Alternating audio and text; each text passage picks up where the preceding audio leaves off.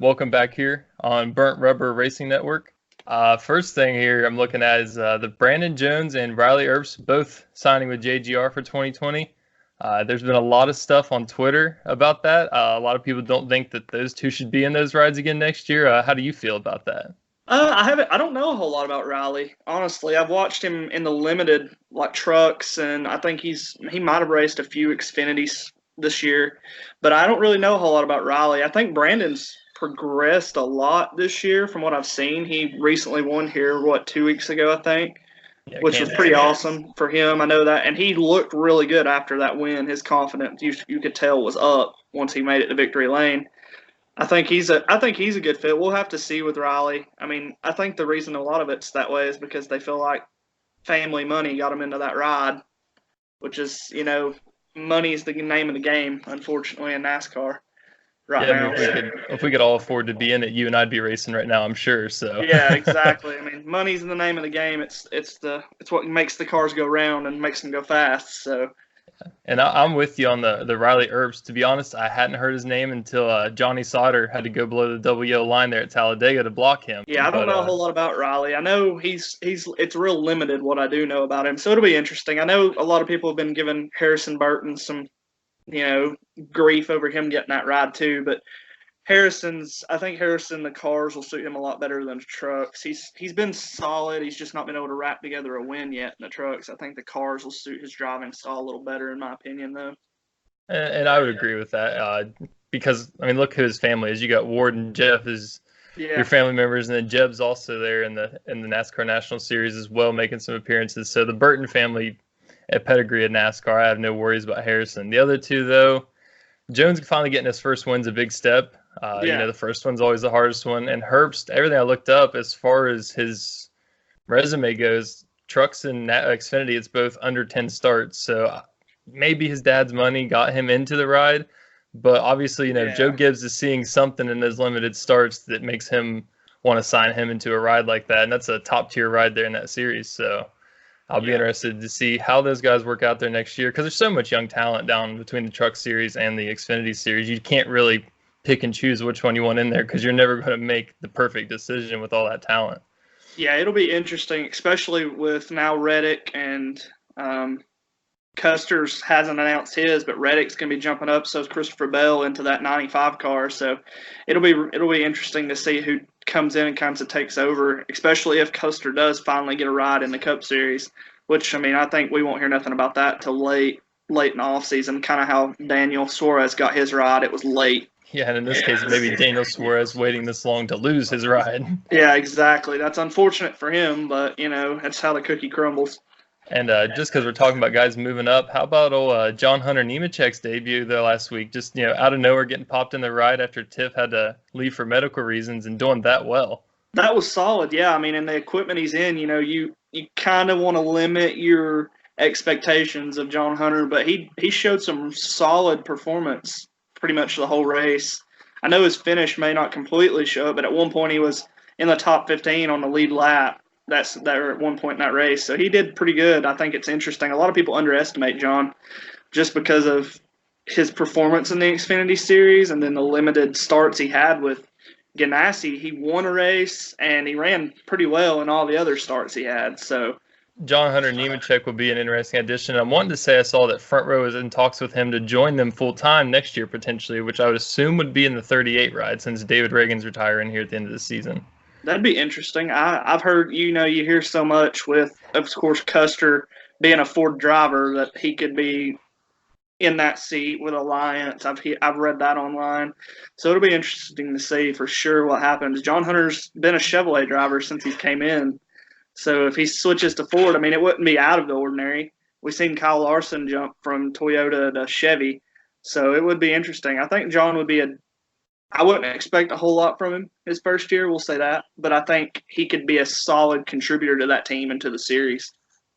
Yeah, and they're kind of a middle-of-the-pack team, but with some of the young guys they got in there and the teams, the way things have been moving around, if I don't want to sound bad when I say this, but if they can get McDowell out of that 34 ride and get someone younger in there and kind of groom them up, I mean, it could be quite the team if they can get a good core group and stick with them. Yeah, I completely agree with you on that for sure. I think McDowell's closing in on the end of his time. I think he's a lot like Paul Menard. Paul Menard's finally calling it quits. Matt Vendetto's getting that ride. But I think you're going to see a mass exodus here within the next, I'm going to say a max of 5 years. You're going to see a lot of drivers you're used to seeing not there no more, and a lot more young drivers in the seats. Which is the way of all sports. So it'd be interesting to see how that works out. Yep. Moving on to our next thing here. Roger Penske buying Indianapolis Motor Speedway and Indy Car. Big news there. Yeah, I was at work when that news broke. I seen that on Twitter. It was interesting. I mean, Roger Penske and Penske in general has been dominant at that track pretty much as far back as you can remember. That's a track that I seen the picture in the Twitter post that Roger Penske owned Indianapolis long before he ever bought it, so that kind of leads you to believe that it was a smart decision for him. I think it's a good decision for the series, too. I think Roger can do a lot for IndyCar. I don't know a whole lot about IndyCar because I'm a NASCAR fan. I'm a full-blown NASCAR fan, but I think it's in good hands if Roger can, buy it and take it over. I've read that they're wanting to put lights on Indy. Could you imagine a night race at the Brickyard or making the Brickyard a night race? I'm all for it, man. I love night races. My first race I went to this year was Kentucky, night race there, and it was it's just cool to watch the transition. You see the track when it's daylight. Even at Texas there, the PS1 or PJ1 up there was real loose when the sun was on it, but as it cooled down, that kind of solidified and it became better to race on. So it's almost like two separate races in one. So I would be really interested to see the Brickyard 400 ran underneath the lights there in Indianapolis. Be interesting for sure. I mean, I think it's a good, solid thing, and he'll help. If there was potential before for a doubleheader, I think it really picks up now because of Roger's investment into both sports. I think he wants to see both still succeed, so I think it'll be a solid outing. I don't know how the IndyCar community will look at that, because they're a little different breed of fan. Just in the limited, talks I've had with an IndyCar person. But I think it'd be interesting to see a doubleheader, especially with this, NASCAR and IndyCar at the same track, like a historic track, even that at, like Indy. So I think it's solid. It's a big news for the NASCAR world, though, for sure. Yeah, and with IndyCar and NASCAR kind of struggling with getting their attendance numbers back up, it would be really cool to see them bring together the open wheel community and then the stock car community to bring them together. So you're not really stealing fans, you're sharing them more or less, which opens up a lot of doors, especially since Penske's involved. He's at the top of IndyCar, he's at the top of NASCAR. Right. But the big question I saw that I myself had no logical answer for is how he can buy a speedway and an entire series and not fund a fourth car for his team to be competitive. I don't know. I don't know if it's so much that he can't, it's so much that he don't want to. I don't think he needs to either.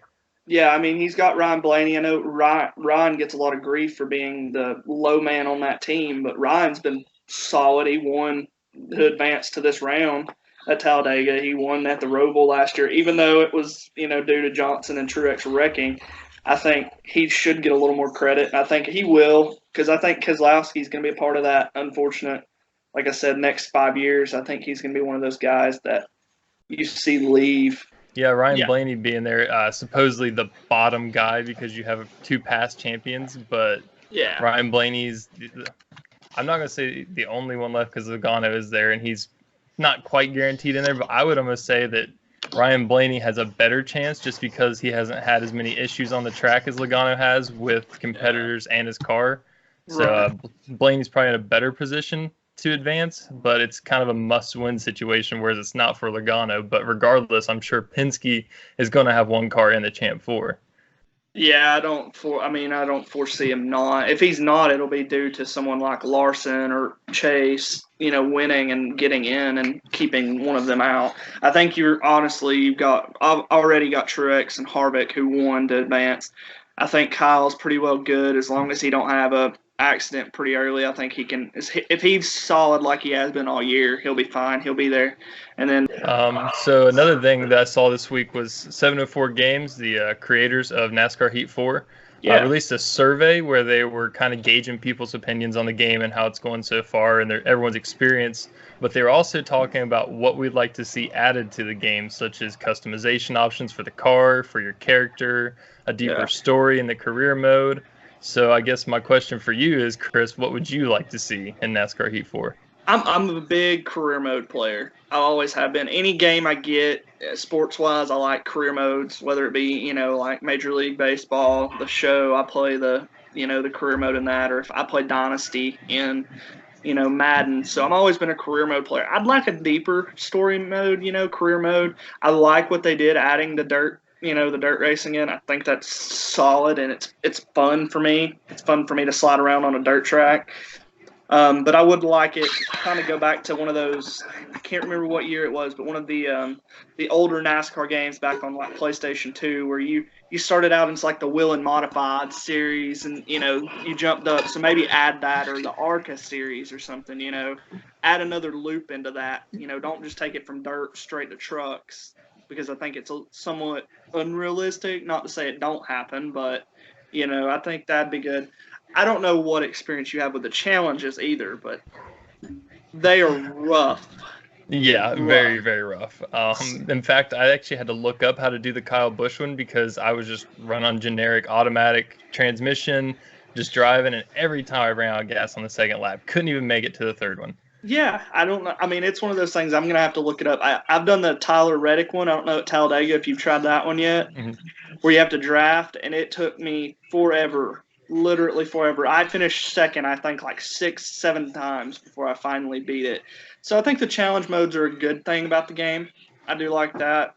I'd like to see more of the open lines, like at the bigger tracks. Is in practice mode when you go to practice.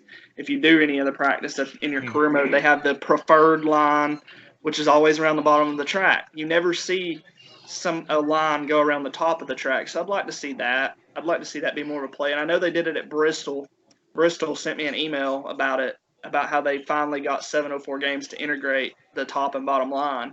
And they've done it pretty well. Yeah, if you play Bristol in your career mode, you can see your speed is always good on either line. You can pretty well keep up and compete. So that'd be fun. What about you? What would you like? I'm with you. I was the only child growing up, so career mode was like the biggest thing for me because I could just get lost in it, and it was like I was really in the game. But like you were talking about the Wheeling series, I think you're maybe referencing NASCAR 2005 Chase for the Cup. Yeah. Yeah, I would say because that is, well, I'll get more into that in a second when we get on down the list there because I'm a little too excited. But yeah, I'd like to see maybe a couple more options down there in the lower series because, like you said, not everybody starts from dirt into trucks. I mean, a good number do, but there's still, like you said, there's the modifieds.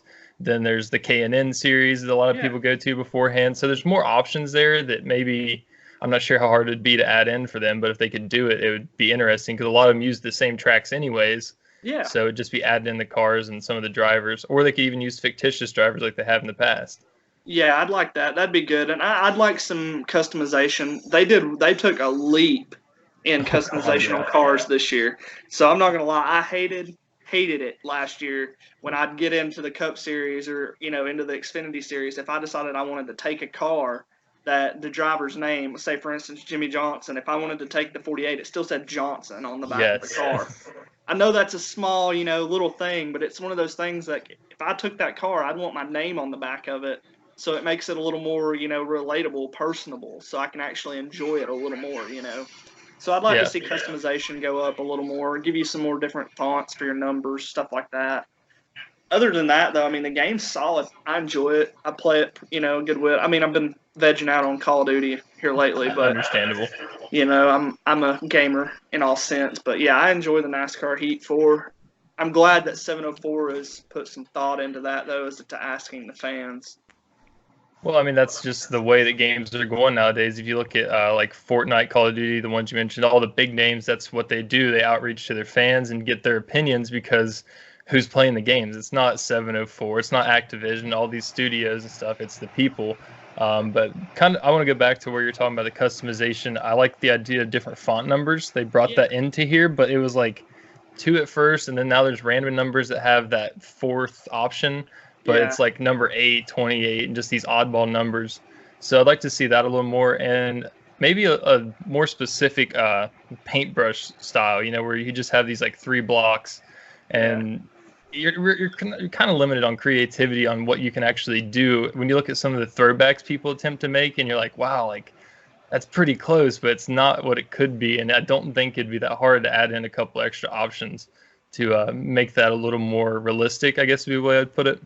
Right. Yeah. I mean, I completely agree. I'm like you. I love what they did. I think they took a huge step in what they did this year. Just open it up a little more next year, and I think you'll have a good customization option. I mean, I wish they put a little more thought into like the trophies. I don't know if you've ever noticed that. Like when you, I know it's once again it's like the name thing, but I think it's kind of dumb in my opinion that in the Xfinity and the truck races, when you win, you just get this generic tire that says NASCAR winner. You know, I know it's not nothing personal, but it's just the small touches I think they need to tap into, and they'll have an even better game next year going forward. Yeah, and I think that'll be propelled a lot by the esports scene and iRacing getting bigger, which brings me to my next point. Your favorite NASCAR game of all time? It's probably going to be the Chase for the Cup. I also really everything until the late 2000s, I was pretty happy with NASCAR games. I mean, right there when you got to where it went on that hiatus where you didn't have a NASCAR game on the market, those last prior two games, I think it was 2009, 2010 maybe. Yeah, close to that. Yeah, you went like 3 or 4, 5 years without a NASCAR game. Those last couple games, that just you could tell they didn't care as much anymore with EA. But my first dive into NASCAR was way back on the PlayStation 1. You played into that, but it's like as the consoles advanced, the games got better for me, and then I loved the teammate and the rivalry part of games like in Chase for the Cup. I love the career mode because I have a sister, but my sister, it's kind of in the same sense like you. You could really get yourself lost into career mode, as an only son, in that era. So the Chase for the Cup would probably be my favorite. And I would have to agree there, but just for argument's sake, I'm going to go ahead and throw out, I believe it was NASCAR Rumble was what it was called. It was like I'm not sure, it was kind of like a Mario Kart deal. Like there were power-ups and stuff like that, but it was NASCAR drivers, and I'd have to look up the name to be 100% sure. I'm wanting to say it was Rumble, or maybe just generically NASCAR Thunder, but it was an early PlayStation 1 game like that. I actually had it illegally burnt on a CD-ROM, so that tells you how long ago it was. You could still burn CDs. But I'm with you. The Chase for the Cup, it had everything. That's like my gold standard for racing games, because the rivalry system wasn't so much like, oh, I bumped into this guy, is he going to be my rival at the end of the game? It would pop up a light red bar, like you've reached the point where he's not liking you anymore, and it would progress, or you could bring him back by drafting and being a good teammate like that. So I think expanding that rivalry system that way could be a good step for a 704. I think that even though they can't use exactly what EA did, I'm sure, for legal purposes, I think that's a good guide for them to follow. I like the teammate sense too, where you could switch. I don't know if it was in Chase for the Cup exactly. It might have been one of the later 2000s games, but where you could take, like, if you were racing as Joe Gibbs Racing, you could switch from Tony Stewart to like Bobby Labonte, mid race, to use him as a bump for you, as a drafting partner. That was fun for me. Or the Hendricks team, you could always switch between the teammates. I love doing that stuff. It just made the game a little more fun, gave you a little more options instead of just, the typical running around in a circle. Yeah. So enough of the video game stuff. Let's get to the real hardcore stuff here. The playoff situation heading into ISM. We all know Chase Elliott's in a must-win situation, and virtually everyone else below the cut line is pretty much in a must-win situation, or just gather the hell out of stage points at this point in the season. But I want to get your prediction for the winner of the race, and then your last two to go in the Champ 4, since Truex and Harvick have both already clinched. Realistically, it's a long shot. I think I'd love to see Chase as a Chase fan. I mean, that's kind of typical of a Chase Elliott fan. His and a Georgia guy. Yeah, his luck's been horrible, man. It's been rough. I think, though, you need to watch. Harvick's probably going to win the race. Harvick owns that track. That and Atlanta are like his tracks. He just knows how to get around those tracks. But I think if someone is to win it, that it isn't Harvick, it's going to be Busch or Hamlin. I think Kyle Busch or Denny Hamlin's going to win it. Hamlin, to not make the championship 4, I think it hurts his legacy, in all seriousness, because he's been a championship favorite all year, really. I mean, after going winless last season, he's come into this season as hot as anybody on the track, and for him to not at least make it to the 4, I think hurts him more than it would ever even think about helping him. Yeah, especially at this point in his career. So, based upon that, who are your last two in the Champ 4 then? I know you said a couple of names there that must or you want to win, but who's going to be the last two? I think you're easily gonna have Kyle as long as barring any mechanical failures, which I mean it's possible. Obviously with Chase's luck, he's had the axle break and the motor blow all in one weekend. I think Kyle's a solid lock to go in there again.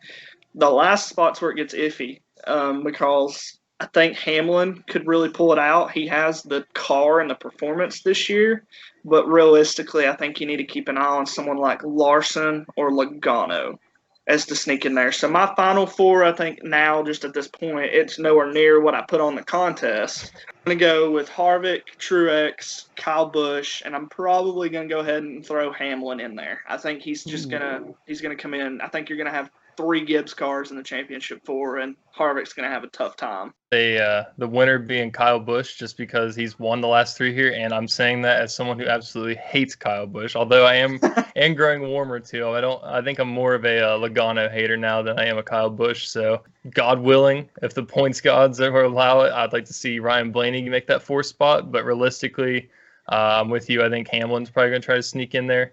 If he doesn't win, he's going to do everything he can to get those 20 points. And honestly, I could see Hamlin putting Logano in the wall. It could be another Matt Kenseth deal, but instead of at Martinsville, it's at ISM this time. That'd be interesting. I think Hamlin and the JGR team being in there at the end, except for Eric Jones, that's going to be hard for Harvick. Though, if that is the case, I think Harvick's going to pretty much have to win at Miami if he wants the championship. There ain't going to be no second place or third place finish and him win that championship, for sake of that. I think Harvick, if he wants it, he's going to have to win, and it's going to be hard against a 3-team, 3 teammates. But at what point in the Homestead race does teammates really matter? You know what I'm saying? Like if Hamlin's going for his first championship and he's got to move Truex. Yeah. What happens there? I'm moving. Heck yeah. You can find the wall, buddy. Sorry. Yeah, I mean, because that's what all Hamlin's lacking. I mean, I liked Hamlin before his run in with Chase. As a Chase fan, I didn't like that, but I mean, at the end of the day, Hamlin's gonna be in the Hall of Fame. I think when it comes down to it, he's a multiple Daytona 500 winner. He's won just about every race he can win. And all he needs is a championship to cement it, like really cement it. If he doesn't get one, he still goes in. But I think you can't deny him if he wins the championship this year. Yeah, and I'm going to make a comparison off what you just said there. If Denny Hamlin, I really hope not, because I like Denny a lot. If he doesn't win a championship, is he this generation's Mark Martin? That's a good comparison. Mark Martin was one of the greatest racers of the 80s, 90s, and the early 2000s there. I mean, virtually any car you put him in, he was a threat to win, but the guy just couldn't win a championship. I never got that. Yeah, I don't know. That's a good thought, in all seriousness. Yeah, I mean, you could really make the comparison there at that point if he doesn't win a championship. I mean, I think he's a solid racer. He's always been good. He's always had talent. And I thought that year that he lost to Johnson in the championship, he was going to win it, But I think that's a solid comparison. Yeah, if he doesn't, he definitely is compared. He's this generation's Mark Martin, which, I mean, that ain't a bad thing. It's no way an insult. Yeah, but, I mean, it's one of those things where you don't want to be compared to – you don't want to be one of the best drivers to not win a championship. You want to be one of the best drivers to win a championship. Which I guess in comparison to be one of the best drivers to never win a race, which I've also seen a few things about that. I guess that's a better problem to have. Yeah. Kind of getting towards the end of it here. A couple plugs I want to talk about for Belly Up and the close family of the racing guys here. Chairgaten, his Make NASCAR Rad Again campaign. Him and I kind of talked last time what we thought there, but on here I want to get your idea what you think making NASCAR Rad Again means. I don't know, man. I think you need to get it back to the roots of it. I don't want to sound like the typicals or the stereotypical like Southern NASCAR fan. I'm from heart of NASCAR country. I don't want to say that. But I think you just need to bring it back to what it was. I know that's going to be hard to do in the day of technology where you can literally watch your favorite driver go around the track from the comforts of your home. But you need to make things more appealing for fans. I know you can't lower ticket prices due to the economy. You got to make money as a track, but you need to make things more appealing. You could go with I'd like to see, people out on their tractor Monday morning after racing, the typical Dale Earnhardt comparisons, but it's a different age, it's a different group of fans. You're not going to be able to please everybody, but you need to make it more tendered to your fans that are growing up. That's why I've been always, while Danica was nothing but a marketing stint to make money, I've always been for female drivers that can have success. Natalie Decker, she's a younger girl. Haley Deegan, that attracts the female audience. That's more fans for our sport. That's longevity. You know what I mean? So I think making NASCAR rad again would be to tender it more towards the fans. Quit trying to get away from it, so much. Quit trying to reach for the wrong stint and try to tender more to the fans that you already have. Yeah, and I would agree with that. And I think that to me, I'm kind of seeing it as more of like an aesthetic thing. Yeah. When you look at old NASCAR, there's like these bright, crazy patterns. Yes. You got the mullets, you got SIGs inside, however you want to view it. It was just, there was a relatable sense to NASCAR. And I think that nowadays, since there's such a nostalgic feeling with a lot of the newer generation, it would be easier to go back to that style. And I don't think you need to bring it all the way back, because then that kind of devalues the throwback weekend. Yeah. But I mean, just the style of NASCAR then, it was a little more rougher around the edges. It wasn't quite as refined as a business model or anything. It was still just pure racing. And I think they've kind of gotten away with that in the grasp for money, and then the rule changes to make it more competitive, which I'm all for. I mean, I hate seeing guys finish 40-some laps down, but I want a show, and I want guys that have the emotion to bring there every day. And no knock on Chase Elliott, because he's a great driver and a great personality, but he doesn't get amped up like some of these guys. And there are those guys that do get that excited, a lot of the older guys like Kurt Busch and stuff. But I think once you get the personality more on, like Alex Bowman, we saw him completely turn who he was halfway through the season and actually show his personality. I'm like, oh, I like Alex Bowman. Like, I'm a fan of Alex Bowman now. So I'd like to see them just kind of return to that old style of aesthetic where it was more of a at-home deal. Like, this is something that you watch with your grandpa on the couch on the weekends or whatever, because it was a family atmosphere with NASCAR. And it is now, but I would say not quite as much, because they're trying to get all their sponsors back and get everything back to the way it was before the recession, which hit NASCAR harder than I think most people would admit. Yeah, for sure. I completely agree with you. I think the personalities are slowly but surely coming back. I know you touched on Chase and not really defend him, but his dad was never the big outlandish guy. If you like Bill Elliott, 9 out of 10 reasonings behind that was because he was from, the small town of Dawsonville. He was a hard worker who had nothing and built his, way up into a championship driver, him and his family. And I think Chase is a lot of Chase's fans are Bill's fans or Dale Earnhardt Jr. fans. They're that nostalgic type of fan. They want that past connection almost. You know what I'm saying? They want that connection to days gone by. Me, I grew up, in this area, so Bill Elliott was the NASCAR driver when I was a kid. And then when Bill left, I was just so set on staying with the number 9, I went with Casey Kane.